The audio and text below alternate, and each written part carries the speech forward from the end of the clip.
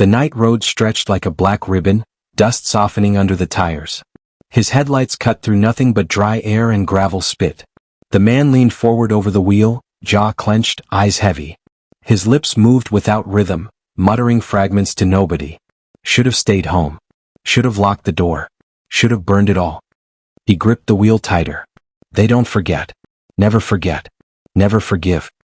His voice cracked with a half-laugh that wasn't laughter.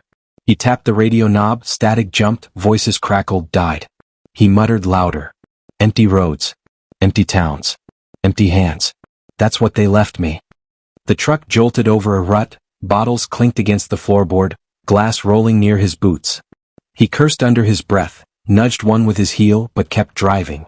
The smell of gasoline and sweat floated in the cab. He caught his own reflection in the rearview. Hollow eyes, mouth moving like a sermon. Goddamn lies. Goddamn faces. They come back in the dark. He swallowed, rubbed his temple, muttered softer now. Not tonight. Not tonight. The ditch ran long beside the road, weeds sharp in the headlights.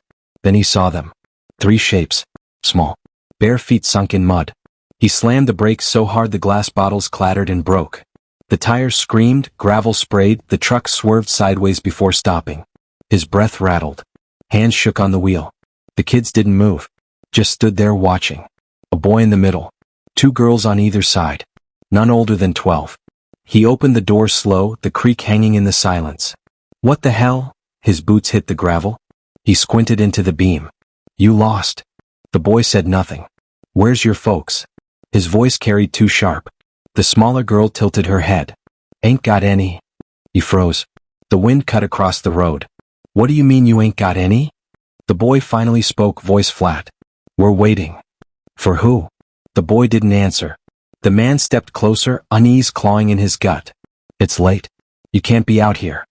The girl whispered, almost playful. We've been out here a long time. He glanced around. Nothing but road, fields, and the sound of cicadas. He whispered to himself again, words spilling out. Not real. Not mine. Not tonight. He rubbed his eyes hard. The boy said, We saw you coming. Did you? Yes. He cleared his throat. Look, it's dangerous standing here. Coyotes. Drugs. Worse. The boy's lips curled. Worse like you? He felt a sting in his chest. He crouched low, trying to steady his voice. Listen, I ain't the one you gotta be scared of. The girl laughed suddenly, high-pitched. That's what they all say. Who's they? He asked. The boy looked down, then back up. The men. The words sat between them like broken glass. He stood again, restless. His muttering started up, quiet but quick. Not mine, not my fault, wrong place, wrong road. He tugged at his collar. The boy said, Why are you talking to yourself? Helps me think. You don't sound like you're thinking. You sound like you're hiding. The man's jaw tightened. He snapped, Don't get smart. The boy didn't flinch. You were crying when you stopped. He felt heat crawl up his neck. No, I wasn't. Yes, you were. The girl whispered, He cries like my daddy cried. He muttered harshly, Don't call me that. She smiled faintly. I didn't. He stepped back toward the truck. I'm taking you somewhere. Sheriff's office. Or church. Or hell, I don't know. Somewhere. The boy shook his head. We're not going. You don't get a choice. Yes, we do. The man's hand trembled on the truck door. Why are you out here? The boy said calmly, Because someone has to wait. For what? For the man who broke the glass. His stomach dropped. He turned pale, knuckles white. What did you just say? The boy stared steady. You heard. The broken bottles inside the truck caught the moonlight. The smell of sour whiskey leaked out stronger. His muttering stumbled into a growl. No, no, no. That's just words. Just stories. The girl stepped forward, toes sinking in mud. We remember the crash. He staggered back. You don't know nothing. We remember the shouting, she continued. The fire. The dark water. His knees felt weak. Shut up. The boy said firmly, We remember you. He shouted louder. Shut your mouth. His voice cracked across the road. Silence followed. The kids just watched him. He breathed hard, chest hammering. You're not real. I've been driving too long. That's all this is. The boy said, Then touch us. His eyes darted. He shook his head. Not a chance. The girl whispered, Coward. He gritted his teeth, stormed back to the truck, yanked the door but froze halfway in. His muttering started again, jagged and low. It ain't me. It ain't me. It was night. It was rain. No one saw. He slammed the wheel with his fist. The kids hadn't moved. They just stood, feet bare, eyes unblinking. The boy called out, "If you drive away, we'll still be here." He shouted back, "Then stay. Stay till the sun burns you away." The boy didn't blink. "We don't burn." The man's hand shook on the ignition. He muttered faster, voice breaking. "They're shadows. They're nothing. They're dead. They're gone." He turned the key, the engine roared, headlights blinding the ditch. The kid still stood. He slammed the gas, tires screaming again, gravel cutting into the dark. The road swallowed him, but his chest felt heavier with every mile. His muttering grew frantic, louder than the engine. "Don't look back. Don't look back. Don't look back." But the mirror caught him. In the beam of fading light, 3 figures stood by the ditch. Watching. He pressed harder on the gas. Eyes wide. Breath broken. Hands locked. And the glass on the floor kept rolling, breaking, breaking, breaking. The engine rattled as the truck idled on the side of the road. The man's hand still clutched the wheel, knuckles ghost white, eyes darting between the 3 shapes outside. He muttered again, voice low, running words together like prayer. "Not mine. Not tonight. Just shadows." The boy tapped on the passenger window, slow and steady. The man jumped, cursed under his breath, then forced the door open. The kids climbed in one by one, silent, bare feet leaving mud streaks on the floorboard. He watched them settle. The boy took the front seat, shoulders stiff. The girls slid into the back, eyes fixed on him, not on the road. He cleared his throat. "What are your names?" The boy answered first. "Eli." The smallest girl leaned forward. "June." The older one said, "Ruth?" He nodded quickly. "All right. Eli, June, Ruth. That's something. Now give me your last names, so I know where to take you." They stayed quiet. The engine hummed. "Come on," he pushed. "Everybody's got a last name." June whispered, "Not us." The man frowned. "Don't start with me. I ain't playing games." Eli said flat, "We don't have one." "That's impossible." "Not impossible. Bullshit." His voice cracked sharp. "Everybody comes from somebody." Ruth finally spoke, calm but cold. "Not the way you mean." He let out a harsh laugh. "You think you're clever? You're just kids." Eli stared out the windshield. "You're just a man who won't stop talking to himself." The man's stomach tightened.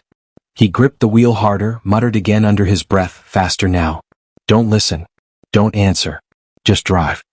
Ruth leaned closer from the back seat. "Why do you whisper like that? None of your damn business. You sound afraid." "I ain't afraid." His voice cracked again. "I'm tired." June giggled softly. "Tired men make mistakes." He shot her a look. "You watch that mouth." Silence pressed down until Eli said, "You want us gone, don't you?" "Course I do. Who wouldn't?" "Then drive." He swallowed, slammed the gear, and the truck lurched forward. Gravel spat from under the tires. The headlights carved the empty road ahead. Minutes dragged heavy. The man kept muttering, fragments slipping through. Names, papers, families, sheriff's office. Somebody else's problem. Ruth said quietly, "You don't want to take us there." He stiffened. "Why not?" "Because then you'd have to explain." He snapped his eyes to the rear view. "Explain what?" "You tell us." His mouth worked but no words came. His muttering started again, choked. Eli turned toward him. "What's your name?" He hesitated. "Doesn't matter." "It matters." "No, it don't." Eli pressed. "Say it." The man's grip tightened. His voice came out raw. "Calder." June repeated it soft. "Calder." He flinched. "Don't say it like that." "Like what?" "Like you already knew it." The kids exchanged a look. None smiled. None laughed. Calder stared back to the road. His words spilled again. "Just a name. Just a sound. Nothing more." Eli asked, "Who gave it to you?" "My mother." "Where is she now?" Calder's jaw locked. "Gone." Ruth leaned forward, eyes sharp. "So's ours." He swallowed. "I didn't ask." "You didn't have to," she said. The truck bounced over a rut. The bottles on the floor rattled. Broken glass slid across the cab, catching the light. June whispered, "You keep driving like you're running away." He snapped, "I'm not running." "Yes, you are." Eli added, "That's why you talk to yourself." Calder's voice grew harsh. You kids don't know a damn thing about me. Ruth replied steady, we know enough. He pressed the gas harder. The speedometer climbed. His muttering sped with it. Just get to town. Drop them off. Never see them again. June suddenly asked, where's town? Down the road. Which road? This one. No signs, she whispered. Calder glanced around. The truth hit. The road stretched endless, no markers, no fences, no lights. Just black and gravel forever. His throat dried. Eli said flat, you don't know where you're going. Calder slammed the brake, the truck jerking to a stop in the middle of the road. His chest heaved. All right. Enough. You tell me where you come from or I leave you right here. June's eyes shimmered in the dark. We told you. No last names. No place. That ain't an answer. It's the only one we got, Ruth said. Calder cursed, slammed his hand against the wheel. God damn it. The kids didn't flinch. Eli said, why does it scare you so much? It doesn't. Yes, it does. You think names mean belonging. You think last names mean families stay. But you lost yours, didn't you? Calder froze, breath short. He muttered fast, incoherent now. Don't dig there. Don't open that. Ruth leaned close. We're not strangers, Calder. His head snapped back. How the hell do you know my name again? You told us. No, before that. You said it like you already knew. Ruth's stare didn't break. Maybe we did. The truck went silent except for the idle hum. Calder's hands trembled. Eli leaned forward, his voice sharp now. Why did you stop for us? Calder's voice dropped. Couldn't help it. Why? Because, he faltered. Because I thought I'd hit something. Eli's gaze didn't waver. What do you think you hit? Calder swallowed hard. Don't know. Say it. He muttered, shaking. Glass. Fire. Water. June whispered from the back. We saw it too. He turned, eyes wide. Shut your mouth. We saw the glass breaking. Stop. The water rising. Shut up. The screaming. Calder roared. I said stop. His voice thundered in the small cab. Silence swallowed it. Then Ruth said, calm and even, that's why we don't have last names. We left them in the dark with the rest. His chest heaved, sweat slick on his neck. He muttered again, nearly sobbing. Not real. Not mine. Wrong road. Eli's voice cut through. But you stopped for us. And now you can't drive past. Calder gripped the wheel until his hands hurt. What do you want from me? June leaned forward, her whisper like a knife.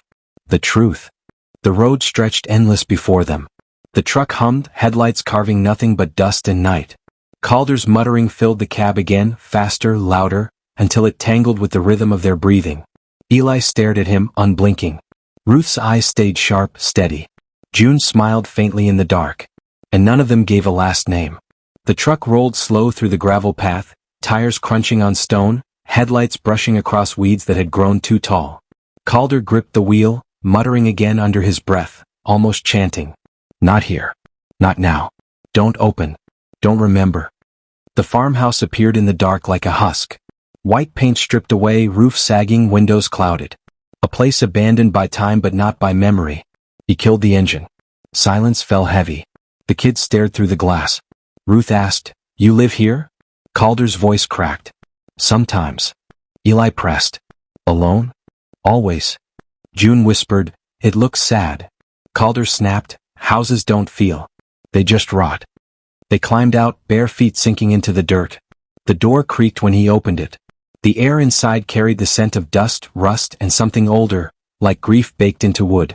Don't touch nothing, he ordered. But they didn't listen. The moment they stepped in, their eyes darted everywhere. A narrow hallway. A sagging coat on a hook. Frames on the wall with the photographs removed. Silence clung to each corner. June trailed her fingers across the wallpaper. It's cold. Leave it be. Ruth picked up a chipped plate from the table. Who ate here? Calder froze. Nobody anymore. Somebody did once. Drop it. She set it down gently. Eli moved to the mantel where 3 dusty candlesticks stood. He ran his hand along them. Feels like someone was waiting. Calder's muttering picked up again, sharper. Not waiting. Not for me. Not my fault. June wandered into the next room. A rocking chair sat by the window, unmoving, a quilt folded across its arm. She whispered, who rocked here? Calder snapped, Stop asking questions. Why? Because the answers don't matter. Ruth's eyes found the corner where a cradle leaned on its side, empty. They mattered once. Calder's face hardened. He grabbed the cradle, shoved it back into the shadows. Don't look at that. Eli's voice cut sharp. Why do you keep hiding everything? Because it ain't yours. Ruth said, we're not strangers here. Calder's breath caught. Don't say that. June touched the quilt, eyes soft. It smells like a woman. He turned away, fists trembling. She's gone. Your wife? Ruth asked. Gone? He repeated, harsher. Eli studied him. Was she the one who left the cradle? Calder's throat worked. Don't talk about it. Ruth's eyes didn't move. She left you here. He slammed a hand against the wall, the sound cracking the silence. I said stop. The kids didn't flinch. June whispered, she cries in this house. Calder's voice broke. No, she doesn't. She's dead. Ruth said calmly, dead doesn't stop the crying. He stumbled back into a chair, muttering again, words spilling fast. They're shadows. They're tricks. Just tricks. You're just kids with sharp tongues. Eli crouched near him. Why bring us here if you didn't want us inside? I didn't know where else to go. So you came back to the place that hurts the most. Calder's eyes burned. Shut your mouth. Eli stood. You don't want us here. But we belong more than you do. Calder lurched up, grabbed the boy by the arm, voice rough. Don't you ever say that again. The boy didn't blink. Then why are you shaking? Calder let go quick, step back. His hands shook harder. June slipped into the kitchen, opened a drawer. Rusted forks and knives clinked. She held one up. You left everything here. Put it back. She placed it carefully, almost tender. Like you expected to come home. Calder barked a laugh that carried no joy. Home? This ain't a home. It's a tomb. Ruth walked slowly down the hall, stopping at a closed door. She laid her hand against it. What's in here? Don't open that. Why not? Because it's locked. Her eyes narrowed. What are you hiding? Nothing. Eli joined her, testing the handle. It rattled but held. He looked back at Calder. Keys. No. Then you're lying. Calder stormed toward them, voice raised. I said it's locked. Ruth whispered, locked doors don't keep out ghosts. He froze, chest heavy, breath breaking. June's voice floated from the kitchen. She cooked here, didn't she? You sat at the table. You said grace. You made plans. Stop it. You laughed once, she added. His muttering spilled raw, louder now. Don't remember. Don't want to remember. Dead is dead. Eli stepped close, his voice cutting. But you do remember. Every corner of this house screams it. Calder shoved past them, yanked open a cabinet, pulled out a bottle, empty. He cursed, threw it across the room. Glass shattered. The sound echoed through the hollow house. The kids didn't move. June whispered, there's more glass. He spun, eyes wild. What did you say? More broken glass. Just like the road. He staggered, ran a hand over his face. No. Don't tie it here. Don't bring it inside. Ruth's voice stayed calm. It was already inside. You just keep trying to bury it. He sank into the chair again, head in his hands. His muttering came softer now, like confession. She wanted a family. She wanted children. I wanted quiet. We had none of it. Just noise. Just fights. Then fire. Then water. Then gone. The kids listened without moving. Eli asked, and you? Calder's voice cracked. Left behind. June tilted her head. Maybe that's why you stopped for us. He looked up, eyes burning. Don't twist this. Ruth whispered, we're not twisting. We're reminding. Calder's chest rose sharp. Of what? That you're not the only one left behind. He stared at them, words failing. His muttering slowed to silence. The house seemed to breathe around them. Floorboards groaning, walls settling, old echoes moving in the corners. The locked door rattled once, faintly, without touch. Calder stood fast. That's just the wind. But the kids didn't believe him. Their eyes fixed on the door. Ruth asked, who's crying in there? No one. June whispered, then why don't you open it? Calder's voice broke. Because I can't. Silence pressed heavy again. Eli said quietly, this house isn't hollow. It's full. You just don't want to hear what it's full of. Calder turned away, muttering again, desperate, rapid. Not tonight. Not tonight. The kids moved slowly through the house, touching relics one by one. The chair. The quilt. The cradle.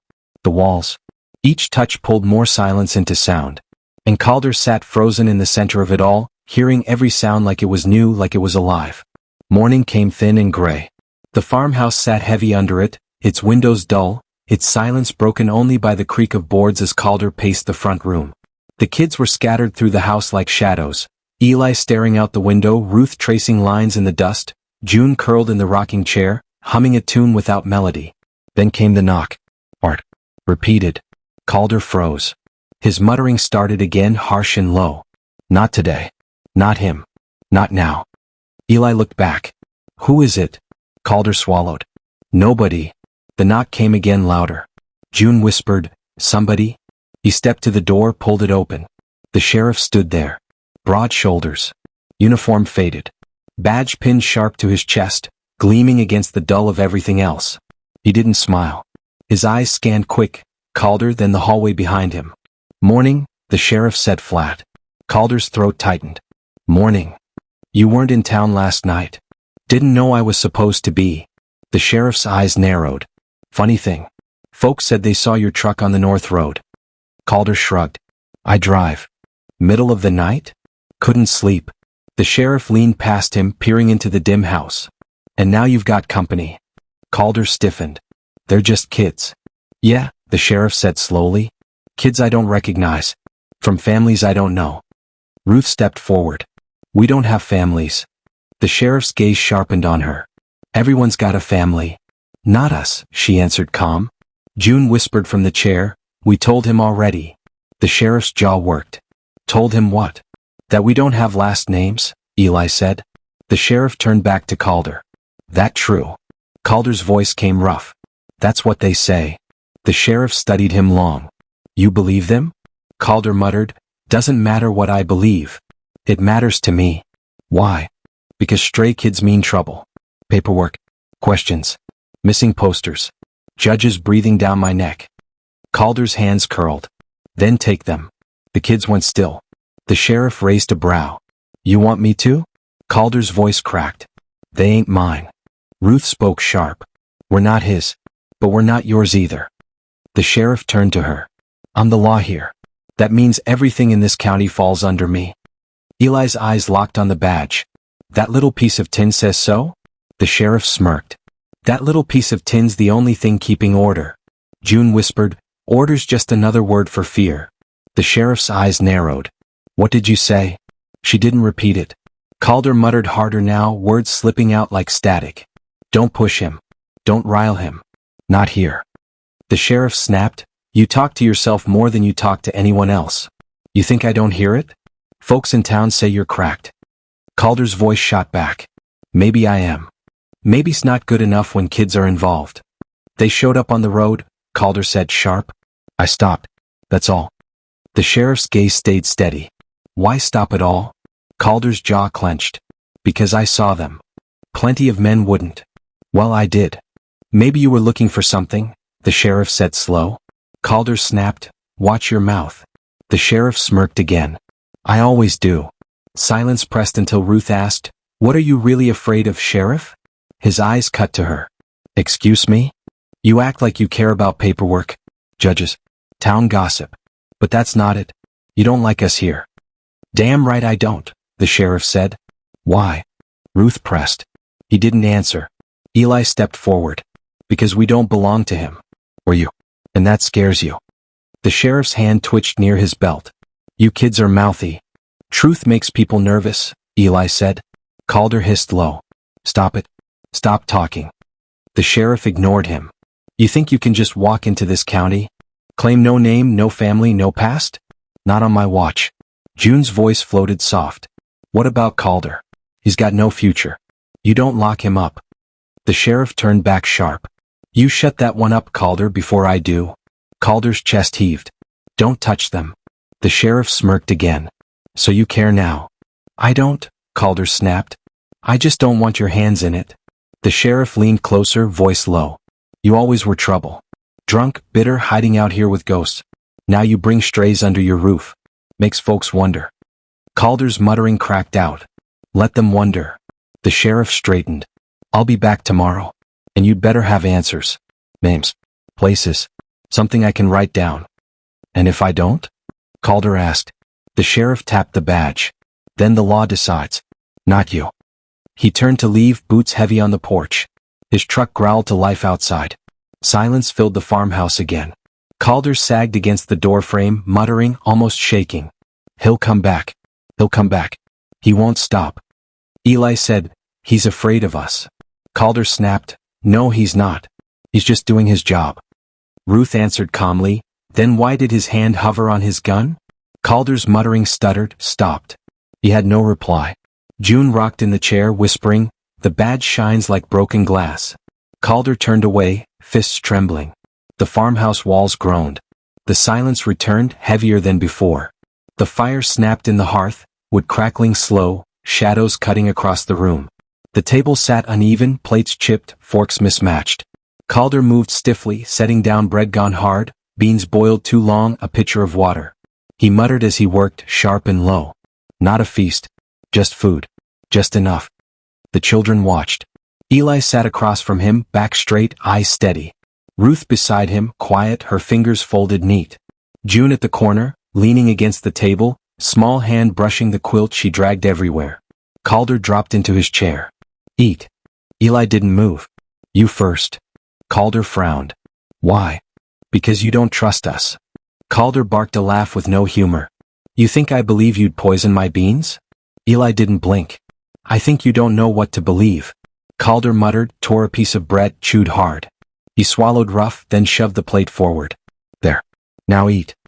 Ruth reached first, broke bread, passed half to June. The girl smiled faint, then dipped her fingers into the beans. Eli waited.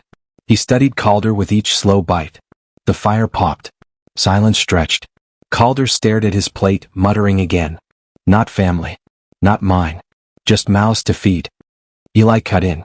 Why keep saying that? Calder looked up sharp. Because it's true. Sounds more like you're trying to convince yourself. Calder's hand slammed the table. The plates rattled. Don't twist my words. Ruth's voice came soft. No one's twisting them. They twist themselves. He glared. Quiet. But June leaned closer, tugging at his sleeve. Don't be mad. He froze. Her fingers clung tight. Her eyes looked up, wide, not afraid, just heavy with something else. Calder whispered, why hold on to me? Because you're here, she said.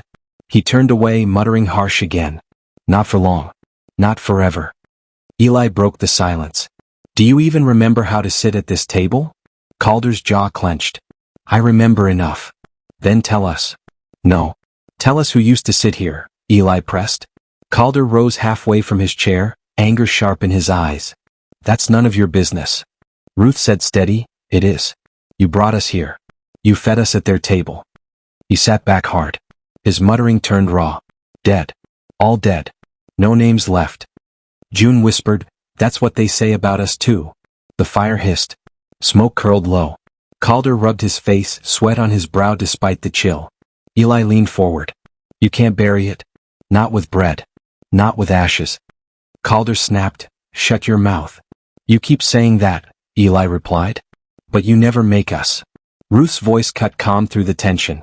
We're not here to be quiet. Calder slammed his fist against the table again. This time the pitcher tipped, water spilling across the wood, dripping to the floor. June gasped, scrambling to her feet, clutching his arm. Don't, she whispered. Please don't. His breath rattled.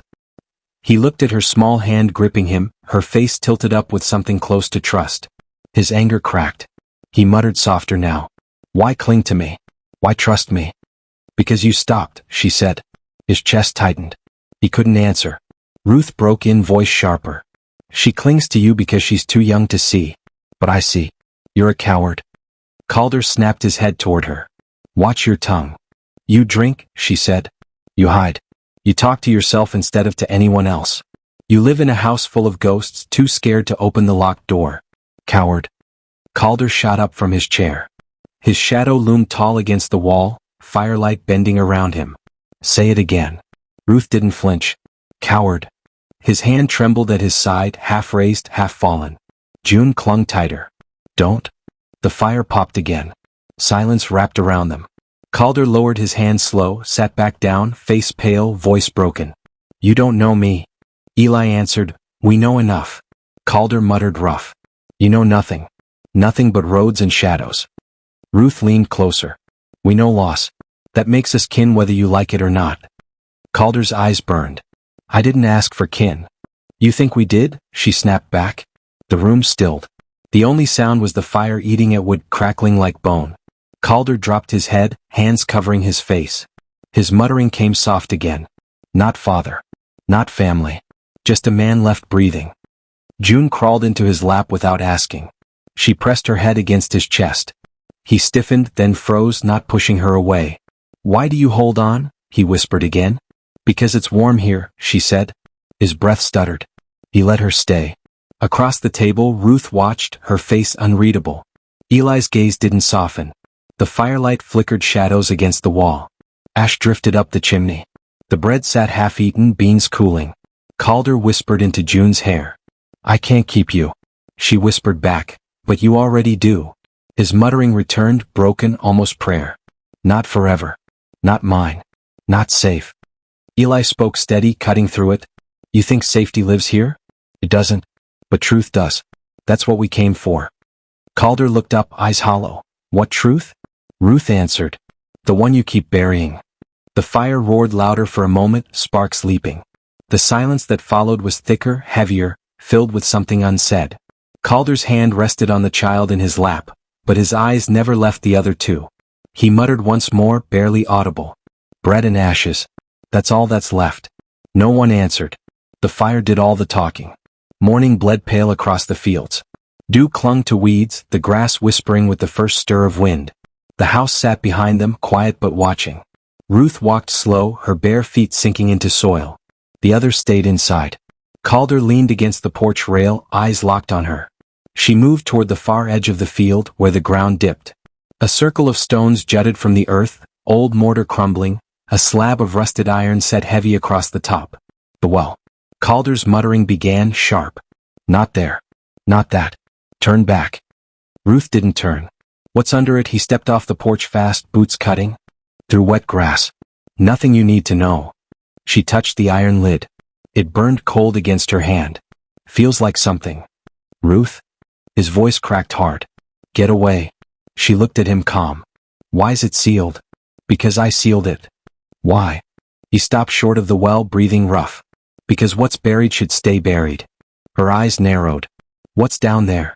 His muttering spilled fast. Not for you. Not for anyone. Dead's dead. Dead who? He snapped. Don't. She pressed her palm harder on the iron. You're hiding them. Stop it. The names you won't say. Enough. His shout broke across the field. Birds scattered from the trees. Ruth didn't move. Why keep it if you wanted it gone? He gritted his teeth. Because some things can't be burned. Some things sink. Into water? His face twisted. He turned his eyes away. I said leave it. She circled the stones, slow. You built this cover. I did. You come out here often? No. Then how do you know it hasn't shifted? Cracked? His muttering came harsh again. Don't test me. Don't tempt me. She crouched low, tracing the moss between stones. Feels like it breathes. He lunged forward, grabbed her arm, yanked her back from the edge. His grip shook. You don't touch this well. Ever. Ruth stared at his hand on her arm. Why are you shaking? He let go quick, step back. Because I know what's in there. Her voice sharpened. Tell me. No. You dragged us to this house. You feed us at your table. You let June cling to you. But you still hide the truth. His voice dropped low, rough. That well don't give truth. It gives ruin. She tilted her head. You buried your wife there? His face went pale. No. Your child? Don't say it. Her eyes locked steady on him. Then who? He muttered fast, desperate now. Just a man. Just a mistake. Just a night gone wrong. Which man? Calder turned, ran both hands through his hair, voice breaking. I told you to stop. She didn't. The sheriff suspects you. The town whispers about you. And here you keep a sealed mouth in the ground. His chest heaved. You think you're clever? I think you're guilty. He spun back, eyes burning. Careful. Of what? What I'll say if you push me. She didn't blink. Say it. His jaw clenched. His muttering stuttered. Not yet. The wind cut across the field. The iron lid groaned faint, though no hand touched it. Both of them froze, listening. Ruth whispered, "It moves." "No," he said sharp. "It doesn't." She stepped closer again. "It's calling." Calder blocked her path, planting himself in front of the stones. "You won't go near it." Her voice rose, fierce. "You can't keep it sealed forever." He barked back, "I can try." Silence hung, broken only by the hum of insects, the weight of the wind. Ruth finally said low, "One day we'll open it." Calder's voice cracked. "If you do, it swallows you too." Her eyes didn't waver. "Maybe that's the point." He shook his head, muttering again, softer this time, almost pleading. "Not her. Not them. Leave it in the dark." From the porch, Eli's voice cut across the distance. "What's she found?"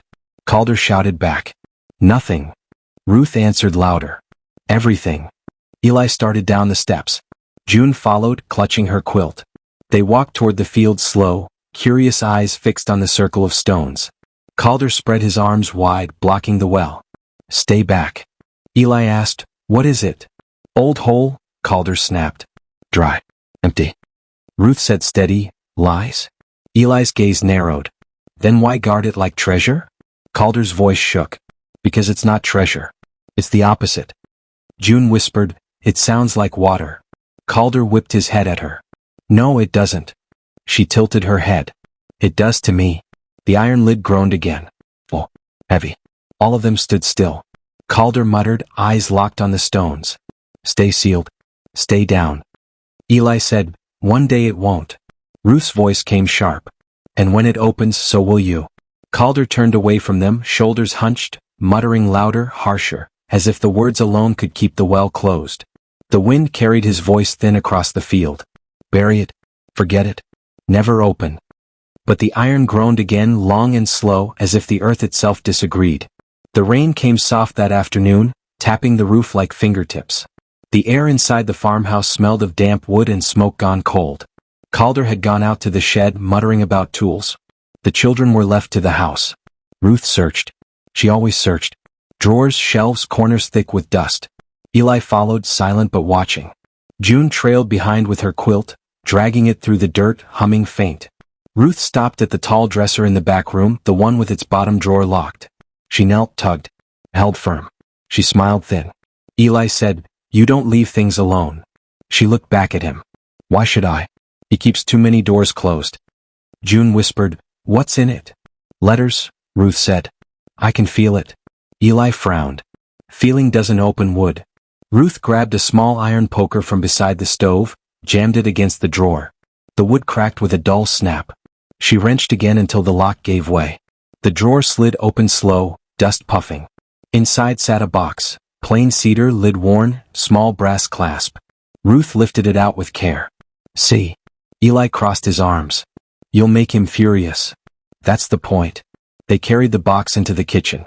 June climbed onto a chair, her quilt puddling at her feet. Ruth set the box on the table, ran her hand across the lid. She clicked open the clasp. Inside lay bundles of letters tied in twine, edges yellowed, ink faded. A smell of paper and lavender rose, faint but still clinging after years. Ruth pulled the first bundle free. She untied the string, unfolded one letter. She read aloud. "Calder, I waited by the window last night, but you never came back from the field. The lamp burned until dawn. I think I saw shadows moving, but maybe it was just me." Eli shifted. "Stop." Ruth kept reading. "You tell me not to ask about the well. But how can I not, when I hear it groan like a voice underwater? I am your wife, not your enemy. You must tell me what you buried." The room went still. June leaned closer. She knew. Ruth folded the letter slow, eyes bright. She knew everything. Another bundle. She untied it. "You are changing, Calder. Your sleep is broken. You mutter to yourself like a stranger in our bed. When I reach for your hand, it's already clenched in a fist. I wonder if the man I married is gone." Eli's voice came sharp. "That's enough." "No," Ruth said. "Not nearly." She read another line. "If something happens to me, do not let them cover me with earth. I don't want the ground's silence. Burn me. Scatter me where the wind runs free. Promise me that." Ruth's voice faltered for a breath, but she kept going. "Promise me you will not put me in the dark." June whispered, "He didn't promise." The door slammed open. Calder stood dripping from rain, eyes blazing when he saw the box. His breath caught hard. What did you touch? His voice shook with fury. Ruth held up the letter. Her words. Put it down. No. He strode forward, snatched for the letter, but she pulled back quick. You lied, Ruth said. You said nothing mattered here. But she begged you. She wrote it plain. His hands shook. You don't read what's not yours. She was your wife, Ruth said. That makes her ours too now? Don't you dare. His voice cracked. Eli stood between them, steady. You can't erase her, Calder. Not with locked drawers. Not with sealed wells. Calder turned on him, eyes raw. You think you know what I did? You think you understand what it cost? Ruth held up another page, voice sharp. You said the sheriff came again asking questions. You told me not to open my mouth. But how long do you think silence lasts? Calder lunged, ripped the letter from her hands, crumpled it. He pressed it to his chest, breathing like a man drowning. Ruth stared cold. You crushed her voice just like that. June climbed off her chair, patted to him slow, touched his arm. Why are you crying? His eyes blurred red. Because I can still hear her. Ruth's voice softened, but only slightly. Then why hide her? He dropped into a chair, letters spilling from the box as his hands shook. His muttering poured out fast, jagged. She wanted out. She wanted answers. She wanted me to speak. But I couldn't. I couldn't. Eli asked, couldn't or wouldn't? Calder's face twisted. If I told her, she'd be gone sooner. She'd hate me faster. So I sealed it. I sealed everything. Ruth read another fragment aloud, her voice low but cutting. The children in town whisper about screams in the field. They say your farm is cursed. Tell me it isn't true. Tell me we are not living above a grave. Calder slammed his fist on the table, the box rattling. Enough. Ruth didn't stop. If you don't speak, Calder, the silence will eat us both alive. His hands covered his face. His voice came muffled. And it did. It ate her. It ate everything. June crawled into his lap, pressed her small hand against his chest. She loved you. He whispered, broken. And I killed that love. Ruth asked, did you kill her too? His eyes shot up wild. No. The word echoed through the house. Rain lashed the windows harder. Eli said flat, but you didn't save her. Calder's shoulders sagged. He whispered, I buried her wrong. I broke her last wish. Ruth stared. You put her in the ground. His muttering turned ragged. Ashes. She asked for ashes. I gave her dirt instead. Silence pressed thick. June whispered, why didn't you burn her? Calder looked at the child in his arms. His voice shook. Because I was afraid of fire. Ruth whispered sharp. So you gave her darkness instead. He clutched the letters, rocking slightly, voice a prayer and a curse. I kept them to remember. I kept them to punish myself. Every word hers. Every word mine now. Eli said, but you locked them away. Calder's face twisted. Because they bleed when I read them. And I bleed with them. Ruth stood, letters trembling in her hand. Then bleed out. Because we will keep reading. She lifted another page, her voice steady, merciless. I dream of the well. I dream of something climbing from it, dripping and cold, pressing its hand over my mouth. Calder, if you hear me crying in my sleep, don't turn away. Calder's body shook. He slammed his hands on the table, letters scattering across the floor. Stop, he screamed. But Ruth's voice cut through his howl. She begged you to face it. And you never did. The rain hammered down, wind rattling the house. Calder knelt, grabbing the scattered letters like lost bones, muttering fierce. Mine to carry. Not yours. Ruth whispered, too late. They're ours now. The fire hissed in the hearth, damp from the rain leaking down the chimney. Ash drifted soft. The letters lay across the floor, words exposed, voices unburied. Calder clutched them to his chest, rocking, his muttering swallowed by thunder. The children stood silent, watching him collapse into grief, into fury, into both at once. And the house, long quiet, seemed to breathe again. Smoke drifted over town from the mill's chimneys, thick and low. Men leaned on porches, women bent over wash lines, children scattered gravel with sticks. Whispers clung like dust. Calder felt them before he heard them. Eyes on his back. Murmurs following him down the boardwalk. He pushed into the store for flour and salt. Silence broke into mutters as soon as he passed the threshold.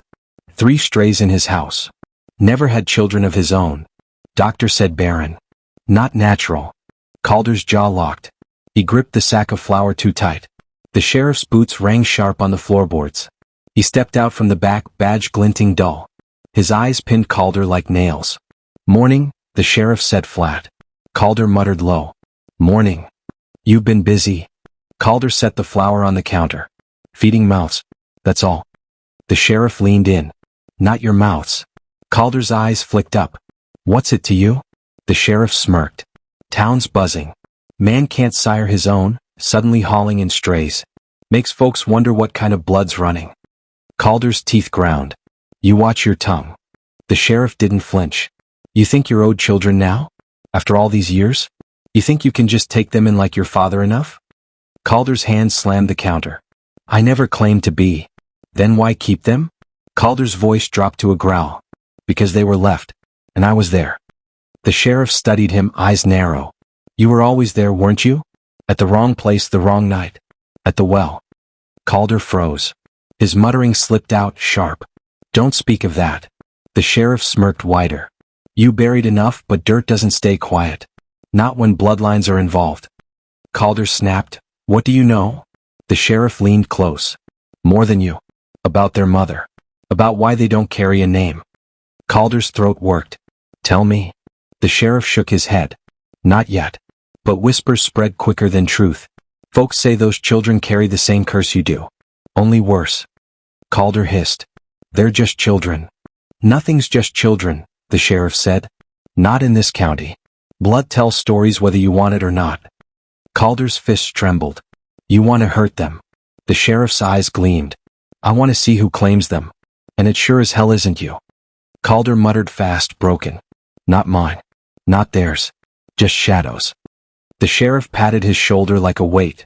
"Careful, Calder. Shadows catch fire when rumors spread. And the fire's already lit." He turned, boots echoing, leaving Calder shaking in the silence. Back at the farmhouse, Ruth waited at the porch, arms crossed. She saw his face and knew. "They're talking about us," she said. Calder didn't answer. He dropped the sack of flour inside, hands shaking. Eli stood by the hearth, eyes sharp. "What did the sheriff say?" Calder muttered. "Nothing true. Nothing whole." Ruth pressed. "Then what?" He looked at her, voice raw. "He says you carry blood that's cursed." Ruth's eyes narrowed. "Whose blood?" Calder's voice cracked. "Your mother's." Eli stepped forward. "You know her?" Calder shook his head, muttering again. "Not enough. Not enough." Ruth's tone sharpened. "But something." Calder sat hard at the table. "Whispers only. She came from the hills. She was marked. Folks feared her. Said she'd never marry, never bear." Eli said cold, "But she did." Calder's hands trembled. "And left you nameless." Ruth's voice rose. "That's why they talk. Because we don't fit in their neat lines." Calder slammed the table. "Because this town eats what doesn't fit. Because the sheriff makes sure of it." June wandered in, clutching her quilt. "Why are they mean?" Calder pulled her close, whispering. "Because they're afraid. Of us." "Yes." Ruth stepped closer. "What's he really after?" Calder's eyes burned. "He wants to see me burn. Wants to see you dragged down too. Bloodlines, curses, he'll use whatever words make the town howl loud enough." Eli asked steady, "And you? What do you believe?" Calder's jaw clenched. He muttered, "I believe your children. That's all." Ruth's gaze cut sharp. "Then prove it. Stand against him." He stared at her, voice bitter. "You think standing ever saved anyone here?" Eli said, "It saved us when you stopped the truck." Calder's breath hitched. Silence filled the room. The fire crackled. The rain outside eased, leaving the smell of wet earth heavy. Ruth said quiet, "If blood writes stories, then let us write our own." Calder looked at her, worn and broken, but her eyes burned with something he no longer carried. He muttered softer, almost pleading. "It's not that simple." Eli answered flat. "It is." June whispered, "Will the sheriff take us away?" Calder pulled her tight. "Not if I breathe." Ruth leaned in, voice sharp, final. "Then breathe louder. Because the fire's coming." Calder closed his eyes. His muttering returned, rough and low. "Fire and bloodlines. Fire and bloodlines. That's all they'll ever see." But Ruth's voice cut through. "Not if we burn first." The words hung heavy, daring, like sparks waiting for kindling. The night pressed heavy. The fire burned low, logs collapsing inward, sparks hissing like secrets. Shadows leaned long across the walls. The house breathed slow, wood groaning in its old bones. Calder sat hunched at the table, hands clenched, muttering under his breath. Bloodlines. Fire. Not mine. Never mine. His voice cracked with every word. Ruth and Eli lingered on the floor near the hearth. June sat between them, quilt wrapped tight, eyes wide, watching the flames. No one spoke for a long while. Just the pop of fire. The scrape of Calder's boots against the wood. His muttering, soft and jagged. Ruth broke the silence. He'll come back. Calder didn't lift his head. Sheriff always comes back. Eli said, and when he does? Calder's muttering turned sharp. Then we burn. Then we scatter. June whispered, no. The others turned. She clutched her quilt closer, shaking her head. No, she said again louder. Calder looked at her, eyes tired. What do you mean, girl? June's voice trembled but held. We don't burn. We stay. He frowned. Stay where? Here, she whispered. With you. His chest tightened. Don't say that. She met his eyes. Papa. The word landed like a stone in water. Silence rippled. Ruth froze. Eli's jaw locked. Calder's face went pale, his breath catching. He muttered fast, wild. No. Not that. Don't call me that. June whispered again, softer but firm. Papa. His chair scraped back as he stood, voice breaking. Don't. I'm not. I can't be. June stood too, quilt trailing, stepping toward him. You are. He backed away, muttering fierce. No. Not mine. Never mine. Not father. Not family. Her small hand reached for him. But you hold me. You feed me. You don't leave. His hand shook. Because I had to. Because you wanted to, she said. His eyes burned. No. Yes, she whispered. Ruth's voice cut sharp. She's right. Calder spun on her. Quiet. But Ruth stood fierce. She calls you what you already are. You just won't face it. Eli rose too steady. You're shaking because it's true. Calder's muttering tore out, louder, harsher. Don't push me. Don't put that word on me. June stepped closer, laid her hand on his chest. Papa. His body jolted like struck.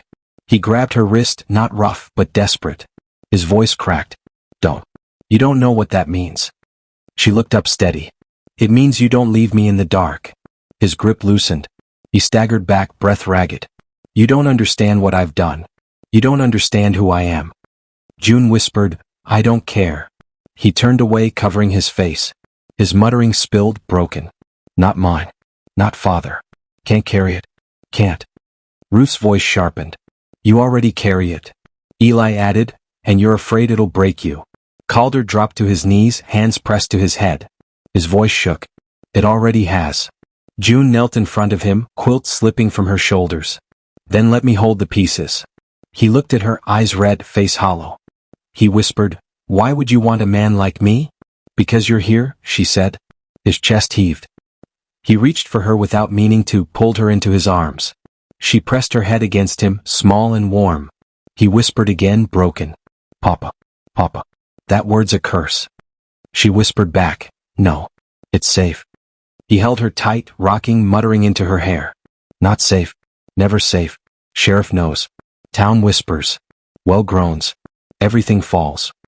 Ruth stepped closer. Then fall with us. Not alone. Eli said steady, the name's already given. You can't take it back.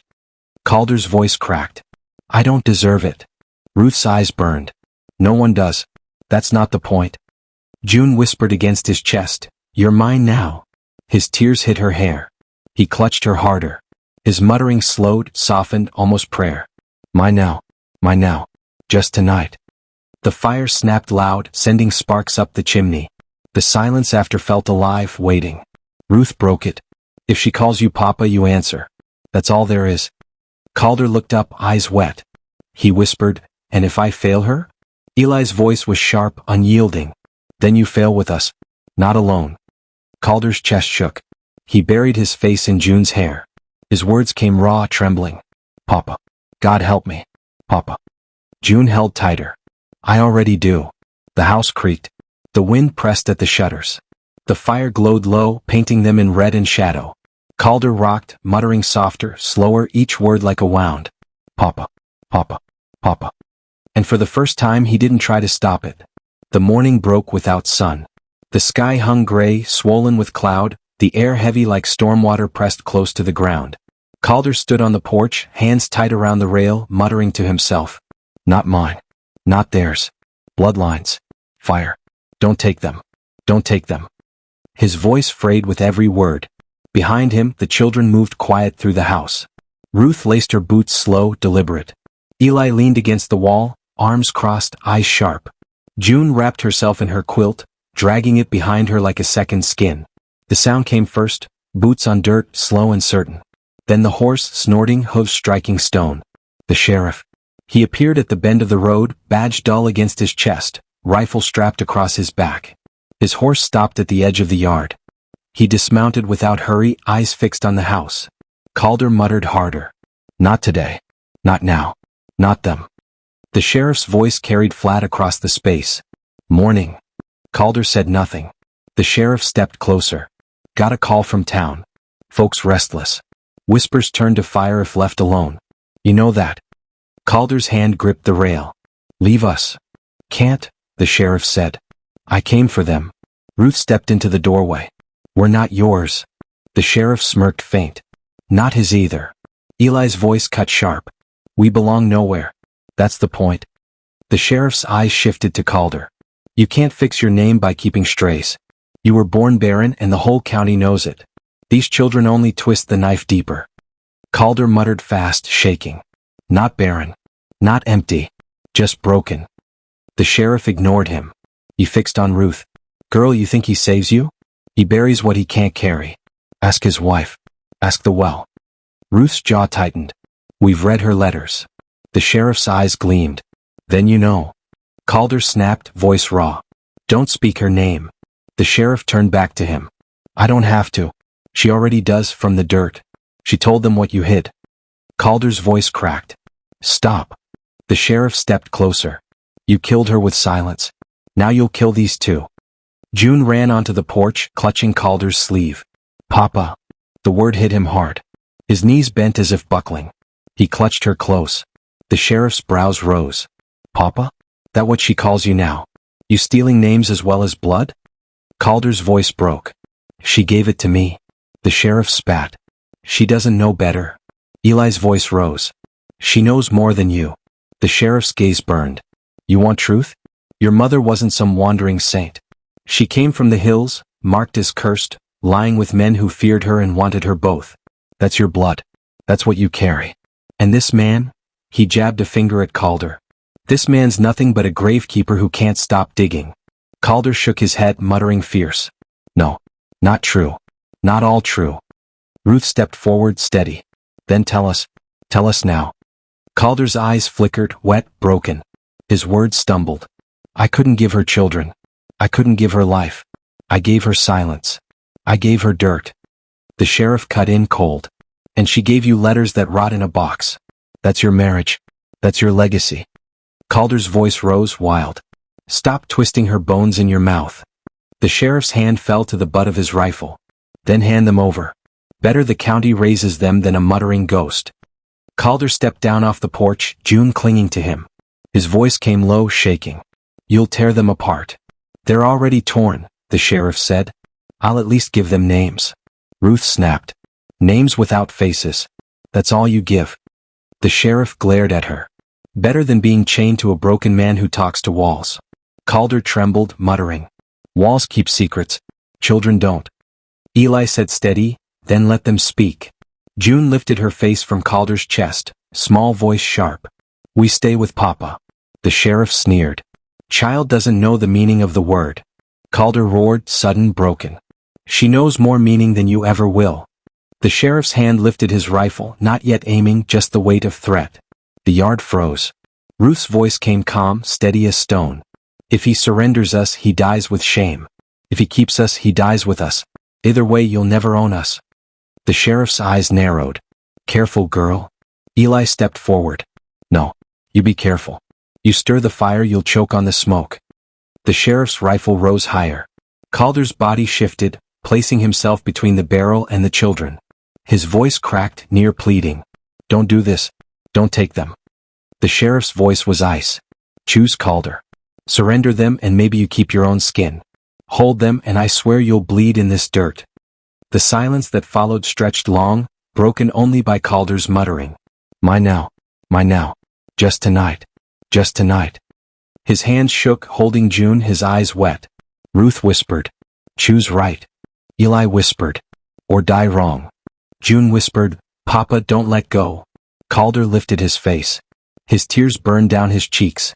His voice rang raw across the yard. Then I keep them. Against you. Against the world. Against every curse this dirt can dig. The sheriff's rifle steadied. So be it. The air broke sharp. Metal cocked, wood creaked, the fire from the house hissed faint through the open door. Time hung. Then Calder did something none expected. He dropped to his knees in the dirt, clutching June, tears streaming, voice torn open. You won't take them. Not while I breathe. Not while they call me. You hear me? They called me. That's enough. The sheriff's rifle stayed raised, but his hand faltered. The man before him wasn't the muttering shadow he mocked. He was something else. Something harder to shoot. Ruth stepped off the porch, stood at Calder's side. Eli joined her. Together, they formed a wall of thin bodies around him. The sheriff's voice came tight. You're making a mistake. Calder's tears fell into the dirt. His voice was ragged, final. I've made nothing but mistakes. But not this. Not them. June whispered, Papa. The word cut through everything. The sheriff's jaw worked. His rifle wavered. The silence pressed thick, like the whole county held its breath through him. Finally he lowered the barrel. His eyes burned with something close to shame, but not enough to stop his tongue. You'll regret it. Calder lifted his tear-streaked face. Already do. Every day. But not them. Never them. The sheriff spit in the dirt, turned, mounted his horse. He rode off slow, like a man dragging chains behind him. The yard stayed still. The house creaked. The fire inside hissed, wood giving way. Calder fell forward onto his hands, tears spilling into the soil. His muttering broke into sobs. My now. Against the world. Ruth crouched beside him, hand on his shoulder. Eli stood guard, eyes fixed on the road. June curled against his chest, whispering the word again, soft but fierce. Papa. His tears poured, shaking him, but he didn't push her away. He let the word burn through him, let it tear him open, let it close the story. And in that gray morning, with the sheriff gone and the world pressing close, Calder wept like a man reborn into both curse and blessing, knowing there was no difference now.